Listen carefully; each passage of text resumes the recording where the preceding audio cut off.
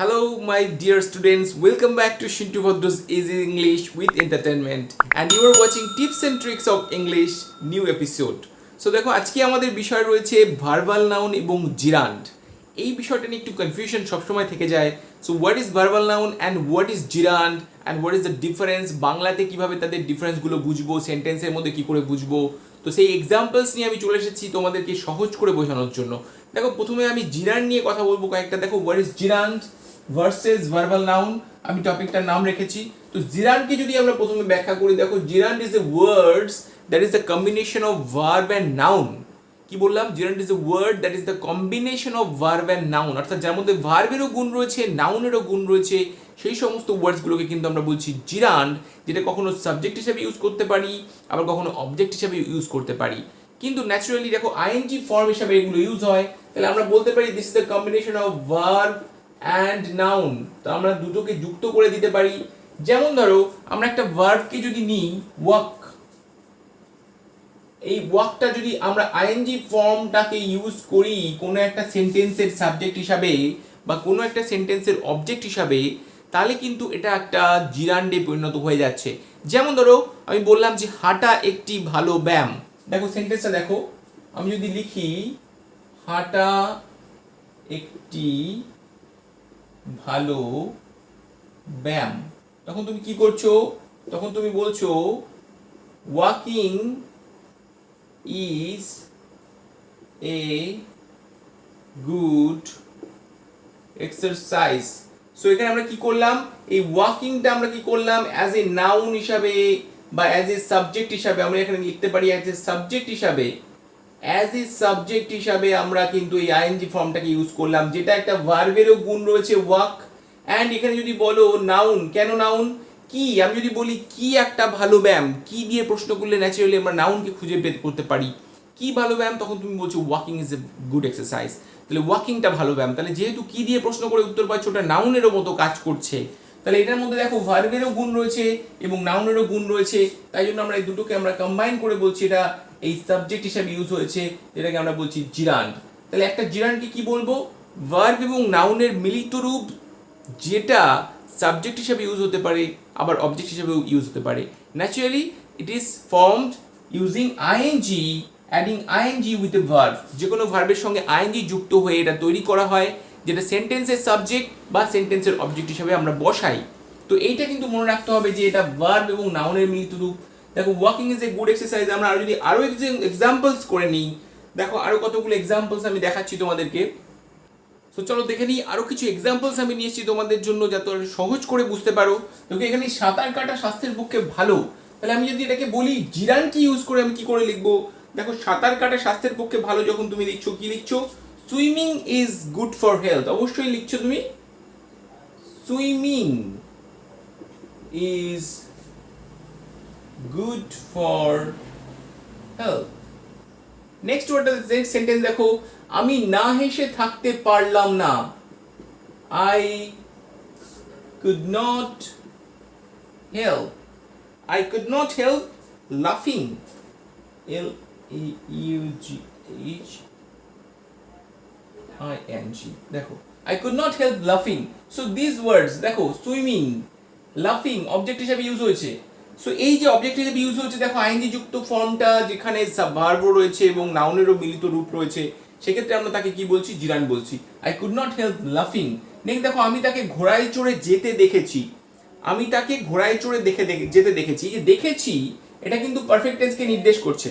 So tense নিয়ে আমি আরো একবার রিক্যাপ করব তোমাদের যাদের সমস্যা রয়েছে, খুব শীঘ্রই আবার আসবো।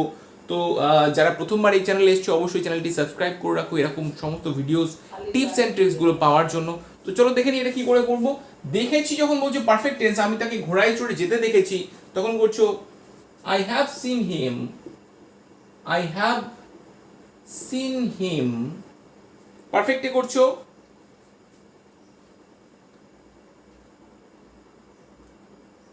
riding on a horse, I have seen him riding on a horse। অথবা বলতে পারো I have seen him going riding on a horse। So this is the gerund। Next দেখো ছেলেরা সাঁতার কাটতে ভালোবাসে, boys love swimming, this word দেখো, love swimming, কি ভালোবাসে, সাঁতার কাটতে ভালোবাসে, সো বয়েজ লাভ সুইমিং।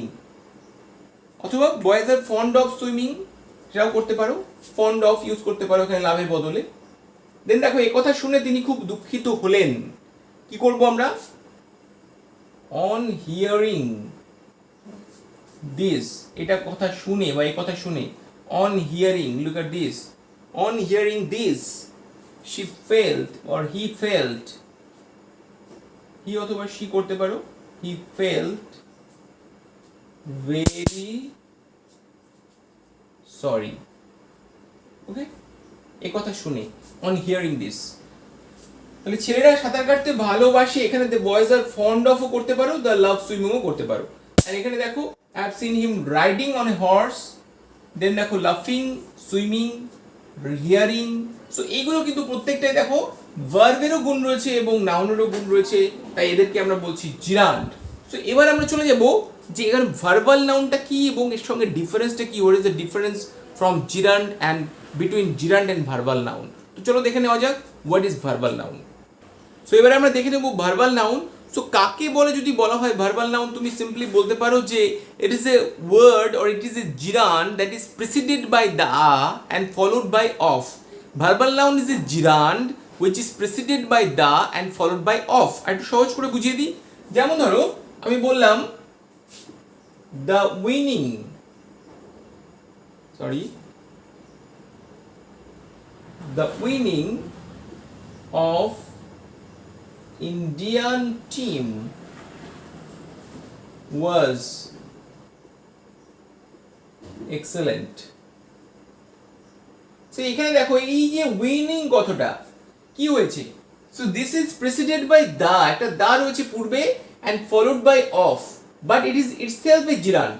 তাহলে ভার্বাল নাউনকে আমরা সেটাকেই বলছি যার আগে একটা দা রয়েছে এবং পরে একটা অফ রয়েছে। সো আগে একটা দা এবং পরে একটা অফ, এই দুটো মিলিয়ে কিন্তু হয়েছে ভার্বাল নাউন। সো ভার্বাল নাউনকে কিভাবে সেন্টেন্সে ব্যবহার করা যায় চলো আমরা দেখে নিই সেন্টেন্সের মধ্যে কিছু এক্সাম্পলসে। তো চলো দেখে নেবো কিছু সহজ উদাহরণ কি করে ভার্বাল নাউনকে সেন্টেন্সের মধ্যে ব্যবহার করা যায়, দেখে নিই চলো। দেখো আমরা সিংহের গর্জন শুনেছিলাম, ফার্স্টে রয়েছে we heard the roaring of lion। দেখো the roaring of, this is the gerund and preceded by the followed by of। সিংহের গর্জন শুনেছিলাম। দেন দেখো কচ্ছপের হাঁটা সর্বদা আস্তে, কি করে লিখবো, the walking of tortoise is always slow। এই দেখো the walking of tortoise is always slow। Next সেন্টেন্সে দেখো শিশুদের বিজ্ঞান পড়ায় উৎসাহ দেওয়া উচিত, children should be encouraged in the studying of science। তাহলে কি হলো, in the studying of, so this is the gerund। So এইখানে কিন্তু প্রত্যেকটাতে দেখো জিরান্ডকে ভার্বাল নাউন রূপ দেওয়া হয়েছে এবং ভার্বাল নাউন ইউজ করা হয়েছে। প্র্যাকটিক্যালি তোমার কথা বলার জন্য এবং লেখার জন্য এই ধরনের হেল্প কিন্তু খুব দরকার। সো এরকম জিরান্ড অ্যান্ড ভার্বাল নাউনকে ডিফারেন্সিয়েট করাটার থেকে বেশি প্রয়োজন এর প্র্যাকটিক্যাল ইউসেজটা। সুতরাং প্র্যাকটিক্যাল ইউসেজটা বুঝতে হবে যাতে তুমি সেন্টেন্সে নিজে ব্যবহার করতে পারো। সো এগুলো শিখে রাখতে হবে এবং এগুলোকে ব্যবহার করতে হবে রাইটিংয়ে, যাতে তোমার এক্সপ্রেশনটা তুমি ইজিলি কমফোর্টেবলি করতে পারো। সো সকলে এভাবে শিখতে থাকো, দেখতে থাকো। আর প্রথমবার যারা এসেছো অবশ্যই চ্যানেলটা সাবস্ক্রাইব করে সঙ্গে থাকো আর বন্ধুদেরকে শেয়ার করে দাও। তো আবার নতুন কোনো টিপস নিয়ে পরের দিন আবার দেখা হবে পরে কোনো এপিসোডে। ততক্ষণের জন্য গুড বাই, সকলে ভালো থেকো, সুস্থ থেকো, টাটা।